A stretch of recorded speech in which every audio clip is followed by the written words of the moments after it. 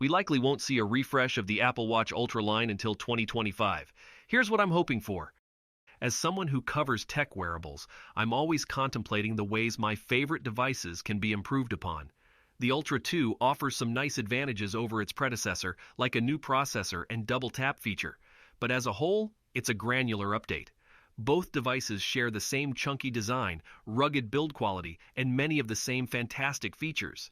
However, with the Apple Watch Ultra 3 unlikely to launch in 2024, there's a good chance we'll see a total redesign of this premium wearable sometime in 2025.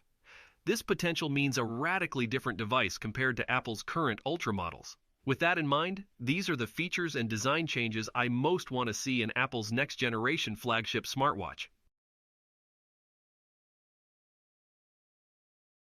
In 2025, the Apple Watch Ultra lineup should aim to be more inclusive of all body sizes and types.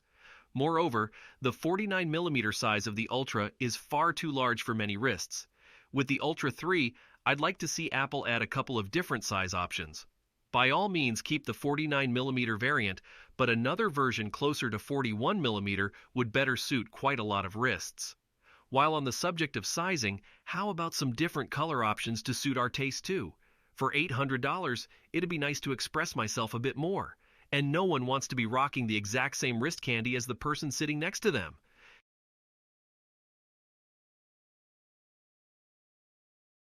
There's a lot of talk about microLED in the consumer technology space, and with good reason. It offers some serious advantages over the OLED screens we've come to know and love.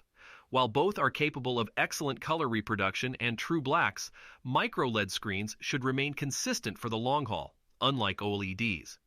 This is because microLED tech doesn't rely on organic compounds, which degrade over time to make light.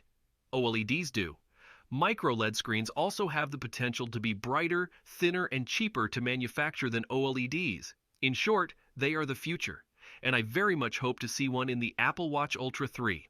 On the subject of screen brightness, a jump to 4,000 or even 5,000 nits from 3,000 nits would also be a welcomed improvement.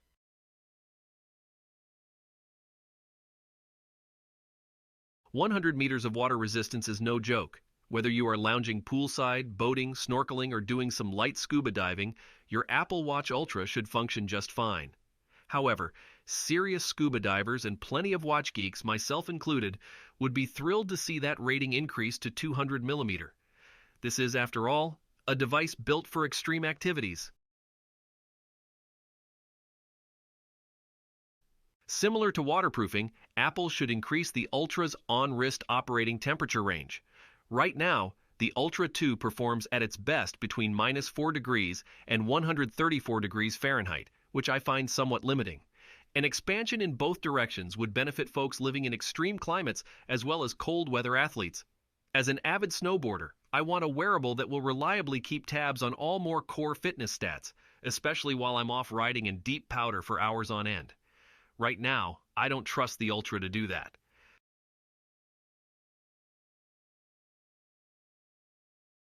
Temperature rating and battery performance go hand in hand, so while we're at it, Apple, let's see you double the battery life of the Ultra series.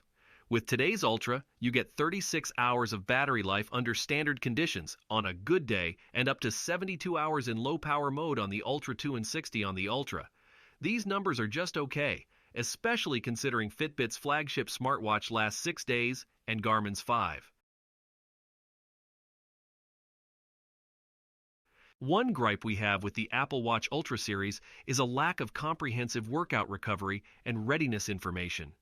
Brands like Whoop and Garmin do this well, and Apple would be wise to take a page out of their playbooks.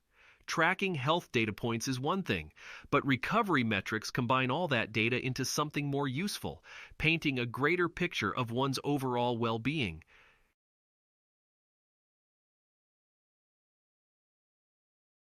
Lastly, I'd like to see a more fashionable take on this premium device. Something beyond a large metal rectangle would be nice. In my opinion, it looks needlessly techy, borderline dorky. But this doesn't have to be the way. So what has to change? A slimmer case would be a good start. I'd also like to see the watch offered in a shape other than, gasp, a rectangle. But perhaps a total aesthetic refresh is in order. After all, the first Apple Watch was designed and conceived by Jony Ive, a student of the legendary designer Dieter Rams. He created the 10 Principles of Good Design, widely considered the industrial design 10 Commandments. And while Apple has long held to Dieter's principles, when it comes to the Ultra series, they may want to revisit the hashtag 3.